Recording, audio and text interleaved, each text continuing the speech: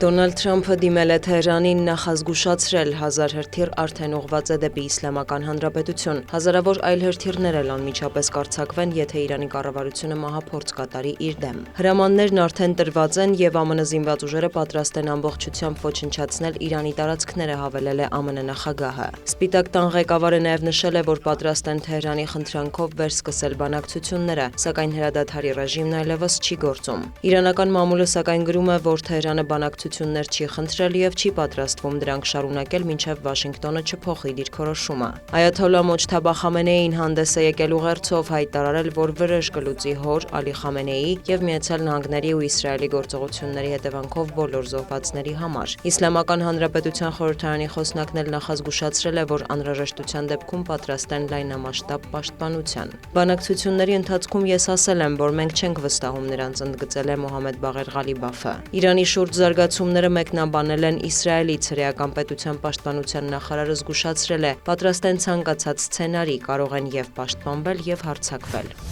Ռուսական ուժերը գիշերը բալիստիկ հրթիռներ են արձակել Կիևի ուղղությամբ, տեղական իշխանության տվյալով վիրավորվել է 10-ից ավելի մարդ, այդ թվում երեխա։ Ուկրաինայի մայրաքաղաքի տարբեր հատվածներում հրդեհներ են բռնկվել։ Ռուսաստանի պաշտպանության նախարարությունը հայտարարել է, որ Կիևում թիրախ են դարձել ԱԹՍ-ների արտադրության օբյեկտներ։ Ըստ գերատեսչության հաղորդագրության հարձակման են ենթարկվել նաև նավահանգստային ենթակառուցվածքներ Օդեսայում, Չեռնոմորսկում եւ Իզմայիլում։ Ըստ Ուկրաինայի ռազմաօդային ուժերի ռուսական կողմն արձակել է 6 Իսկանդեր եւ տարբեր տեսակի խահրթիռներ։ Ուկրաինական ուժերն էլ հարվածել են Դաշնության տարածքին, ՌԴՊՆ տվյալով գիշերը խոցվել է 178 անօդաչու թռչող սարք։ Թիրախում են եղել Բրյանսկի, Կալուգայի, Ռոստովի, Սմոլենսկի, Տվերի, Մոսկվայի մարզերը, Կրասնոդարի երկրամասը, Ղրիմը, Ադիգեայի հանրապետությունը, Ազովի եւ Սևծովերի տարածքները։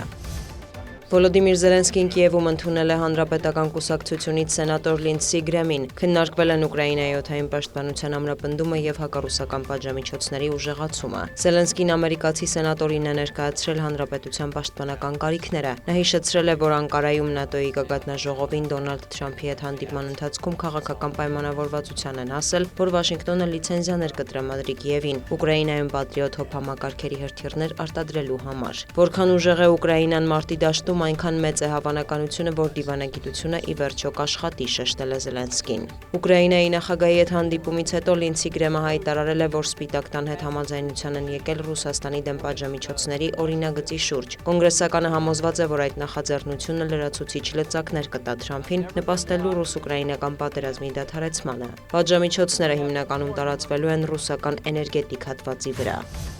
Կուբայում կրկին էլեկտրաէներգիայի զանգվածային անջատումներ են, ազգային էլեկտրաէներգիայի համակարգը պարբերաբար ամբողջությամբ խափանվում է։ Դոնալդ Թրամփի Սպիտակ տուն վերադառնալուց հետո Միացյալ Նահանգների եւ Կուբայի հարաբերությունները կտրուկ թարացել են։ Թրամփը պարբերաբար քննադատում է Կուբայի կառավարությանը, չբացառելով նրա ձևակերպմամբ կղզու բարեկամական զավթումը։ Այս տարվա սկզբից Վաշինգտոնը մեծացրել է ճնշումը Կուբայի նկատմամբ, սահմանափակելով վառելիքի մատակարարումները, ինչը հանգեցրել է էներգետիկ ճգնաժամի։ Թեպետ կղզին հնացած համակարգի պատճառով էլեկտրաէներգիայի մատակարարման դժվարություններ է ունեցել մինչև ԱՄՆ նոր վարչակազմի որդեգրած քաղաքականությունը։ Ավելի վաղ ԱՄՆ պետքարտուղարը հայտարարել էր, որ նոր պատժամիջոցներ են սահմանում Կուբայի դեմ եւ կշարունակեն այդ քաղաքականությունն այնքան ժամանակ, մինչև հանրապետության իշխանությունները քաղաքական եւ տնտեսական բարեփոխումներ չանցկացնեն։ Մարկո Ռուբիոյի խոսքով չեն պատրաստվում ուղղակի նայել, ինչպես է Կուբայի կոմունիստական ռեժիմը սպառնում ԱՄՆ ազգային անվտանգությանը։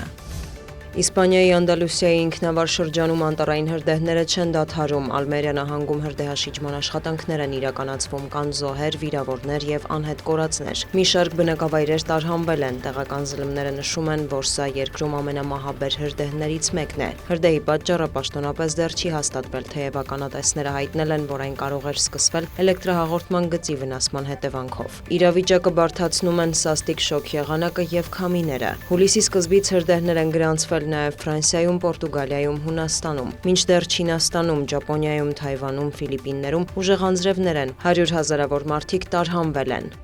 Դիանա Գասպարյան, լուրեր։